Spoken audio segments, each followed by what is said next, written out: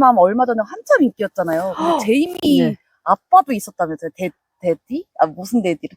대치파파. 네. 두 분이 아는 사이는 전혀 패러디 영상이 급상승하는 아니지만 제이미 맘 대치에서 대치파파까지 등장했어요. 풍이 엄청 크게 퍼져가지고 그 이수지가 교육부 장관 했으면 좋겠다. 이제 네. 이분은 그냥 그 개그 연기가 아닙니다. 우리 사회의 어떤 패부를 한 번 더 생각할 수 있게끔 장을 열어줬다 해서 이분은 문화인류학자다 그 정도로 저도 찬성을 합니다.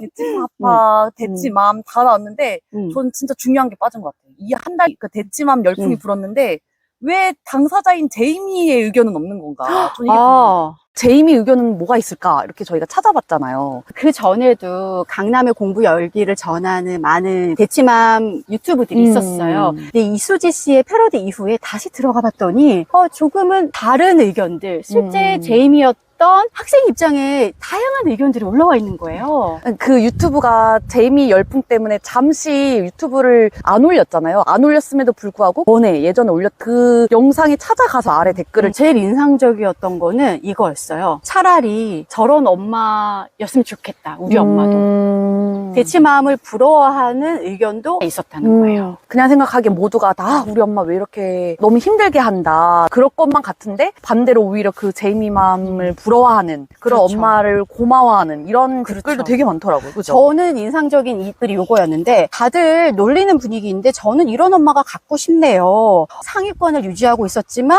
오히려 밀리더라. 부모님의 전폭적인 지원이 있었더라면 더 잘할 수 있었을 텐데 이런 취지의 댓글이 상당히 많았어요. 악플도 많고 비꼬는 글도 많지만 나는 오히려 이 제이미맘을 이해한다. 무한 경쟁, 못 배우면 덜 떨어진 직업을 갖게 되는 게 현실 아니냐. 차라리 이렇게 해서라도 천재는 아니지만 똑똑한 자녀로 키워주는 게 낫지 않냐. 그리고 이분의 글은 굉장히 좀 가슴이 아팠어요. 저는 전국구 자사고를 졸업한 후 의사는 아니지만 나름 전문직으로 먹고 살고 있는데요. 정보의 격차로 인해서 고등학교 다닐 때 정말 힘들었습니다. 그 두 달 1,000만 원 저는 돈이 없어서 그런 과외나 못 갔었고요. 아무리 물밑에서 자맥질하며 발버둥 쳐도 부모 지원을 발판 삼아 파도 타고 나아가는 친구들을 이기기는 정말 어렵습니다.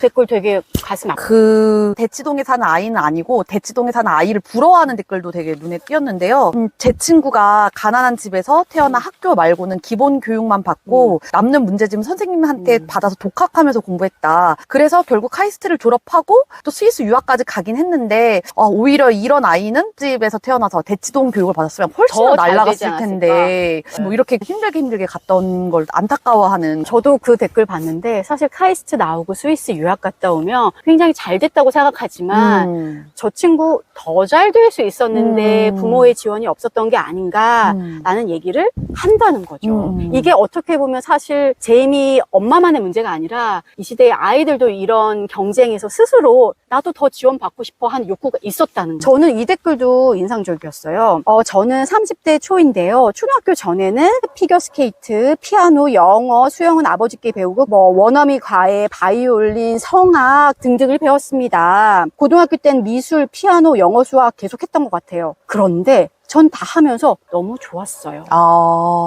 좋았구나. 누군가에게는 억압이고 가혹한 사교육 쇼핑일 수도 있지만 즐겁게 기꺼이 했었다. 좋은 기억으로 남아있다. 그래서 사실 이 대치맘의 그 명과 암은 아이마다 다르고 환경마다 다르고 어떻게 소화하느냐에 따라 다르다. 다른 자녀가 올린 댓글인데요. 다들 놀리는 분위기다. 그런데 저는 이런 엄마가 너무 갖고 싶다. 어릴 때 학교에서 예체능 능력 인정받고 대회마다 상 받았는데 엄마 아빠가 돈 많이 든다면서 공부나 하라 이렇게 소리를 질러서 저는 국영수 선행하고 와서 따라가지를 제대로 못했다. 그러다 보니 이도저도 아닌 그런 사람으로 자라게 돼서 오히려 이런 엄마가 너무 부럽다. 참 많은 걸 생각해 보게 하는 댓글이네요. 네. 어떻게 보면은 내가 이만큼밖에 못된 건 부모 지원이 적었을 못했었어 라는 남 탓일 수도 있는데, 문제는 우리 사회가 그만큼 경쟁이 엄청나게 치열하고 어느 출발선에서 시작하느냐로 결과가 완전히 달라진다는 거예요. 네. 그러니까 아이들도 느끼니까 나 혼자서 할 수 있는 게 아니라는 걸 느끼니까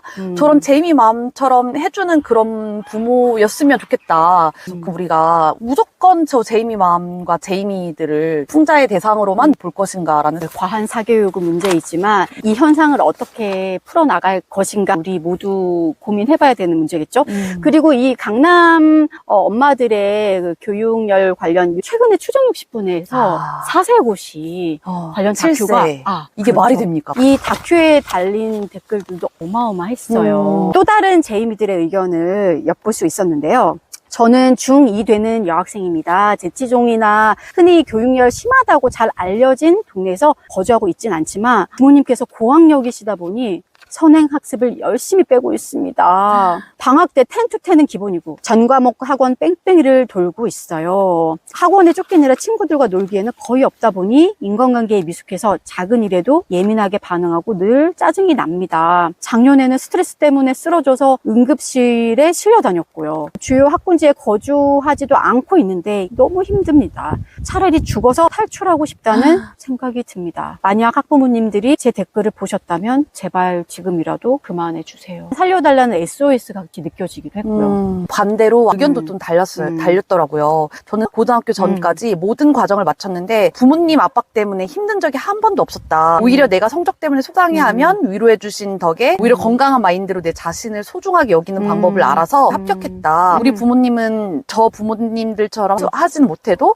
훨씬 더 행복하다라고 남긴 것도 있어가지고요. 어떻게 하는 게 진짜 아이들에게 좋은 결과를 미칠 것인가. 제가 아까 말했던 케이스와 비슷한 건데, 또 다른 분은 저는 초등학교 때 교육청 영재 코스를 밟고 중학교 때까지도 부모님의 자랑이었습니다. 외고가 목표였고요. 열심히 달리기를 하다가 그런데 막판에 사춘기 오고 반항이 심해졌어요. 그동안 못했던 코인 노래방, 게임, 유튜브, 웹툰, 보상심리처럼 막 멈출 수가 없고 그래서 결국 내신 5등급이 떴습니다. 또 다른 분입니다. 저는 92년생입니다. 저도 어머니가 어렸을 때 윤 선생이며 구몬학습, 피아노, 종이접기, 바둑 등등 종이접긴 모든 사교육은 다 거쳤습니다. 초등학교 때는 위궤양까지 걸리면서 서울 아산병원에 입원을 2번이나 했습니다. 지금 30대가 되어서 생각해보니 어머니가 잘 되라고 계속 그렇게 다그쳤나 보다 이렇게 생각을 하지만 중학교 3학년 때 정말 책가방을 집어던지고 죽어버리겠다라고까지 한 적이 있었어요. 결론적으로 지금에 와서 월급쟁이로 살고 있습니다. 학부모님들 너무 심하지 않게 하셨으면 좋겠습니다. 이런 당부에 이 영상에 소아정신과 의사인가 그 댓글 달았잖아요. 장문의 댓글. 쇼케이스의 진아영 교수님. 네, 이런 상황이 너무 안타깝고 아이들의 정서에 심리적인 것에 안 좋다는 의학적인 내용들을 담아서 우려의 말을 담아줬는데 또 불구하고 그 대댓글에는 지금 넌 의사이니 잘 풀린 케이스니 그런 말 할 수 있는 거 아니냐라는 얘기 달려서 참 이것도 생각해볼 문제인 것 같아요. 저는 그 영상에서 제일 기괴했던 게 대치동인가에 그 지자체에서 만든 건가요? 무슨 스트레스 푸는 스트레스 존이 있었죠. 존이 있어서 아이들이 시간 남는 때 거기 들어가서 막 소리 지르고 막 스트레스를 푸는 모습이 있는 거예요. 근데 사실은 아이들이 어떻게 하면 정서적으로 잘 클 수 있을지 이런 걸 고민해서 해줘야 되는데 지자체인가요? 거기에서 오히려 학원 갈 시간 짬내서 여기서 스트레스를 풀라고 그런 걸 만들어준 게 오히려 좀 기괴하다는 생각이 들어요. 추정 60분에서 가장 가슴 아팠던 장면 같아요. 아이들이 소리를 지르면서 그 작은 공간에서라도 반항을 해볼 수 있게끔. 저는 그 진아영 교수님의 긴 장문에 이러지 말아달라는 댓글에 여러 가지 대댓글이 달리는 걸 보면서 조금 안타깝다 싶은 게 저도 미국에 살고 있는 누구입니다. 이런 한국 교육이 싫어서 해외를 왔어요.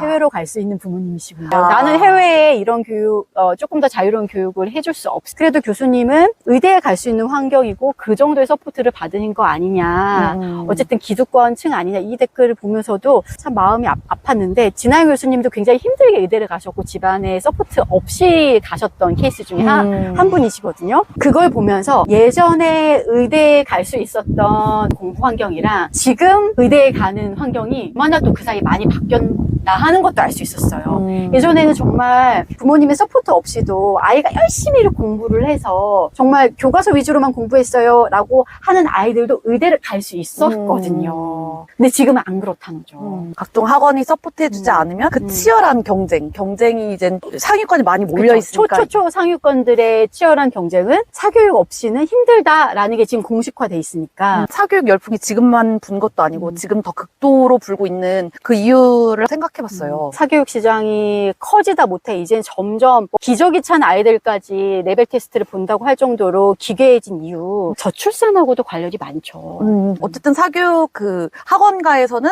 아이들을 유치해야 되는데 그 아이들이 이제 부족하니까 아이들 영유아들까지도 우리 수요로 이제 끌어당기려고 최대한 이런저런 프로그램도 만들고 그들을 흡수하기 위해 이젠 그런 요법을 쓴다는 거죠. 충격요법, 공포 조장 이런 것들을 한다고 하는데 지금 이렇게 하지 않으면 너희는 나중에 의대를 못 가. 나중에 인서울 못 해. 지금부터 이 4살, 7살 때부터 준비해야 돼. 이렇게 공포를 조장하는 거. 이른바 레벨 테스트의 함정이죠. 불안을 유발시켜서 떨어지게 만들어서 그 다음 레벨 테스트에 다시 응시하게 만드는 부모 입장에서는 아이를 많이 낳아야 줄이기 때문에 이 아이가 잘 됐으면 하는 마음에 모든 리소스를 아이에게 다 놓을 각오가 돼 있다는 거죠. 사교육 시장의 그런 마케팅과 모든 걸 쏟아내줄 수 있는 부모의 환경이 합쳐지면서 이러한 지금의 사교육에 이르게 됩니다.